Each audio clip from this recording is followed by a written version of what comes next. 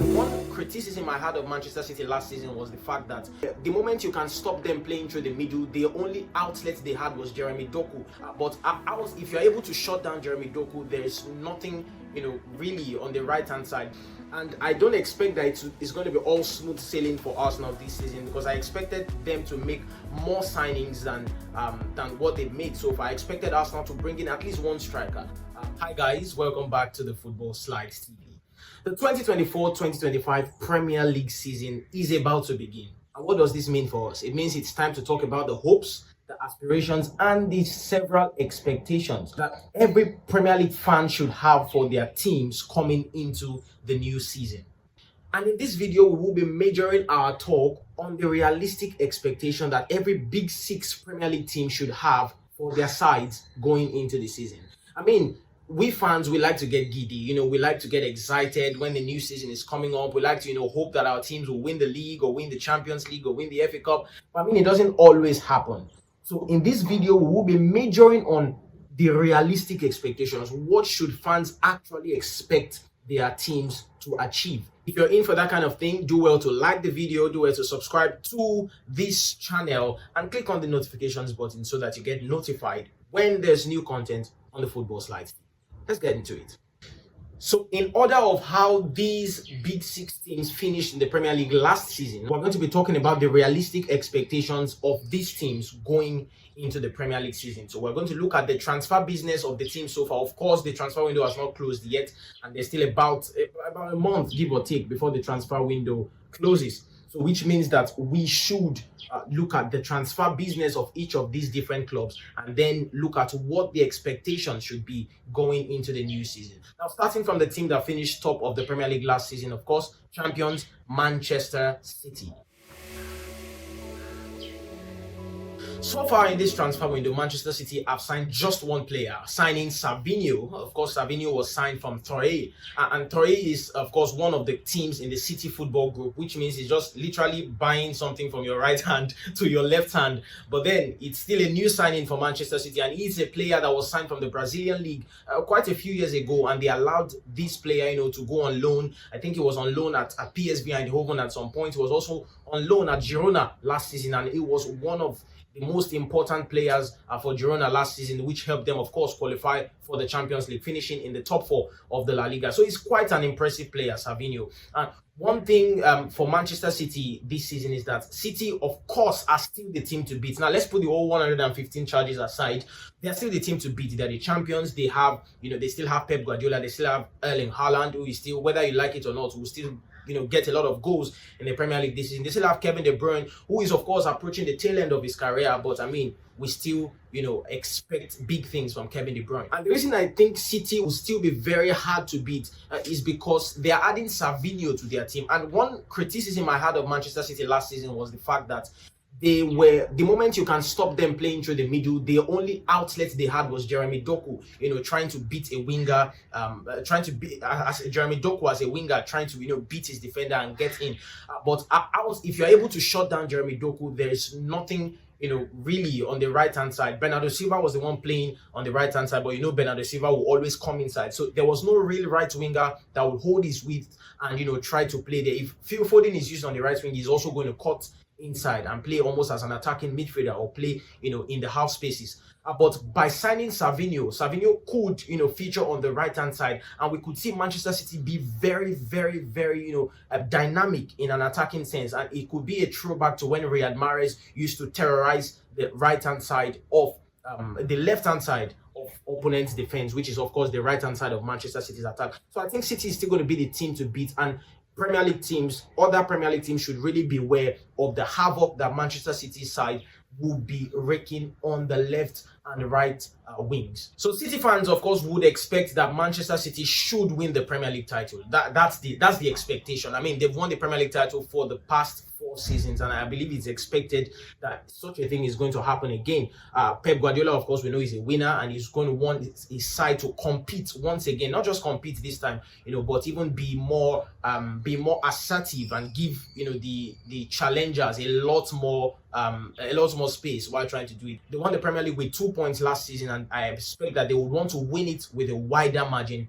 this season. So I believe Manchester City fans can expect their team to once again win the Premier League.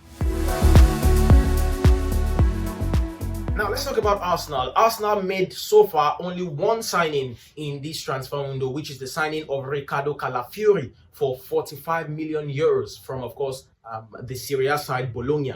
Now, I expect Riccardo Calafiori to be a very, very astute signing for Arsenal. Now, we saw that Calafiori was really, really sought out after.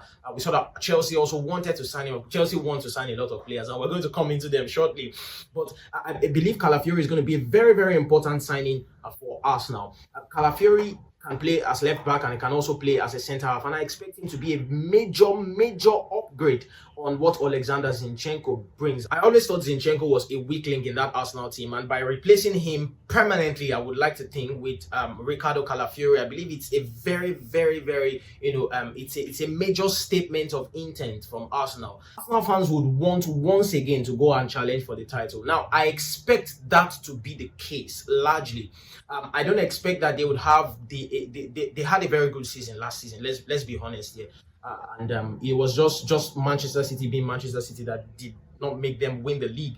And I don't expect that it's going to be all smooth sailing for Arsenal this season, because I expected them to make more signings than what they've made so far. I expected Arsenal to bring in at least one striker. Gabriel Jesus doesn't cut it at the top level anymore, and Kai Havertz is not a striker as much as he did so well for Arsenal last season. So I expected that there should be one or two more buys for Arsenal, and the transfer window is not over. They could yet make such signings, and I believe if they make such signings, then we can be talking about them potentially winning the league. I believe Arsenal fans can once again expect, realistically, they should expect to once again challenge Manchester City. And if Manchester City falter, they should be there to swoop in and win the league title.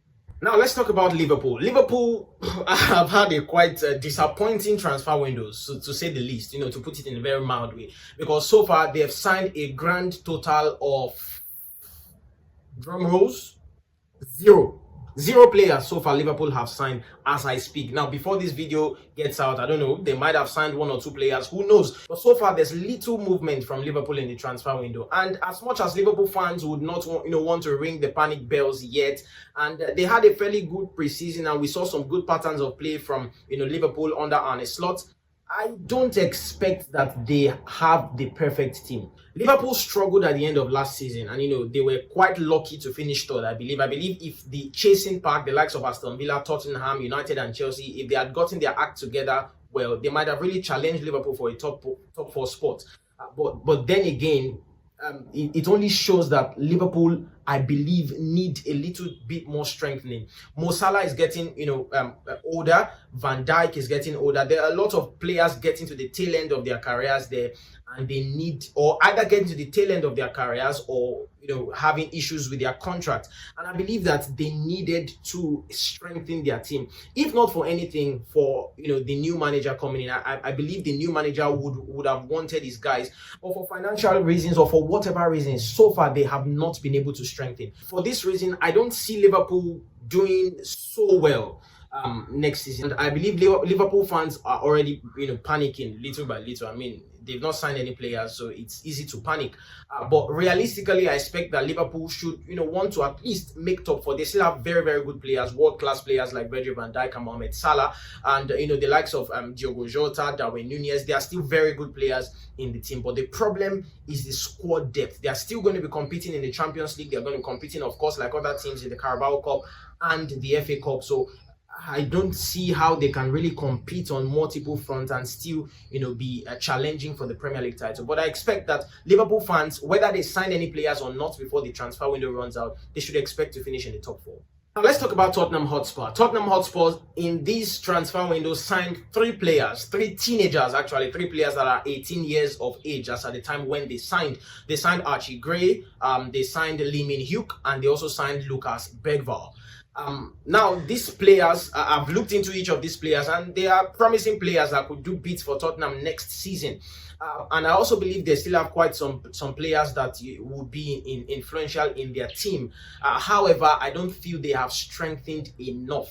And Tottenham fans may be worried and say, okay, we need to make Champions League once again. But I expect, for me, I believe the realistic expectations for Tottenham fans should be, Europe. I mean, Europa League, Conference League, it should be fine. And of course, Tottenham are in the Europa League, which means they're going to be playing on Thursday, Sunday.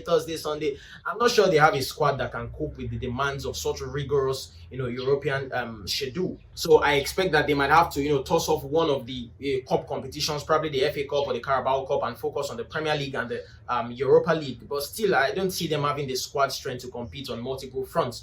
So I expect that Tottenham fans should not have their hopes high. They should expect to, if they are, lucky enough, if other teams falter, they can make the top four. But if not, the Europa League or even the Conference League place it should be the expectation for Tottenham fans this season. Now, let's talk about the serial buyers, Chelsea. Chelsea, once again, have been very, very active in the transfer market. They have signed a lot of players. I mean, Chelsea. And for people asking, profit and sustainability rules, PSR, doesn't it affect Chelsea? And I myself, I don't have an answer to that question. But the fact is they keep on signing players. Whether it's going to end up catching up with them later on, it remains to be seen. But as of now, they keep signing players. They've signed about 6-7 players so far. In fact, I've even lost count. I've lost count. They've signed a lot of players, but there are 3 players that I believe would slot straight into the first team, which is Kenan Dewsbury-Hall, that was signed from Leicester City. Of course, he played under new Chelsea manager Enzo Maresca, and they also signed Tosin Adarabioyo, who was, of course, formerly of Fulham, but was signed as a free agent. And they also signed Mark Guiu from Barcelona, who is also a youngster, but he's very promising, and I expect that Enzo Maresca has proven that he loves to work with young players, and he might, slot McGill straight into the first team. Now, Chelsea enjoyed a very strong finish to last season under Mauricio Pochettino, and we did not expect Mauricio Pochettino to get sacked, but the whole world was shocked. We were all shocked to see him sacked. Chelsea trigger happy always. That's tough for another day. But the point is, Enzo Maresca has come in, and once again, he has about 257 players. I'm exaggerating, of course, but there are so many players in that Chelsea team, and I expect that it's going to take Enzo Maresca some months before he gets his groove as Chelsea boss.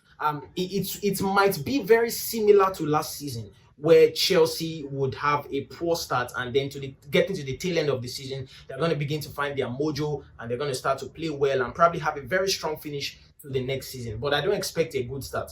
For that reason, I believe Chelsea fans, who are very entitled, Chelsea fans are quite entitled. They want to win a trophy every season, which is not a bad thing for a big club like Chelsea. But I believe this season they need to drop their expectations. This young team needs to gel. They need to get into the manager's style of play. Enzo Maresca plays a very detailed possession style of play, and it takes a lot for players, to buy into that. It's not a matter of 2 weeks or 3 weeks. It takes months to master such a style of play. So Chelsea fans need to be patient with this manager, which is something that I can tell you for free. Chelsea fans have not had for quite some time. They need to be patient with this manager, stick with him, and let him implement his style of play. And towards the tail end of the season, you see that Chelsea would start to come good. So realistic expectation, I believe top 4. If they have a strong end to the season like they did last season, they could, I would say, finish in the top 4. But if not, I believe a Europa League spot wouldn't be bad for Chelsea. Now let's talk about Manchester United. Manchester United in the transfer window signed 2 players, signing Joshua Zirkzee from Bologna and signing Lenny Yoro.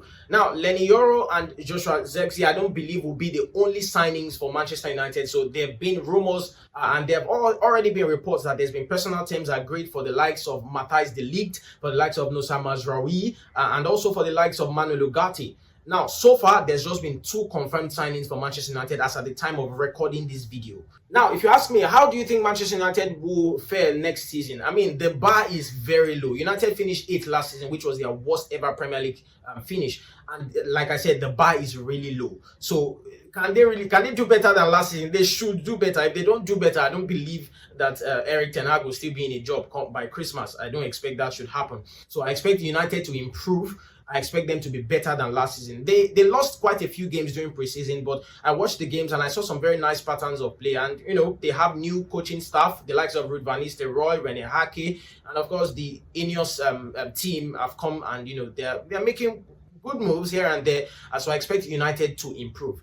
Realistic expectations, however, I don't see United finishing in the top 4 unless they are able to complete these other signings. If United before the end of the transfer window get in Manuel Ugarte, get in Matthijs de Ligt and Nusa Mazraoui, I think United fans should expect them to finish in the top four. But if they're not able to get those signings into the club before the close of the transfer window, it's gonna look bleak once again, because issue with United is they have a fairly good starting lineup, but aside that starting lineup, there is nothing.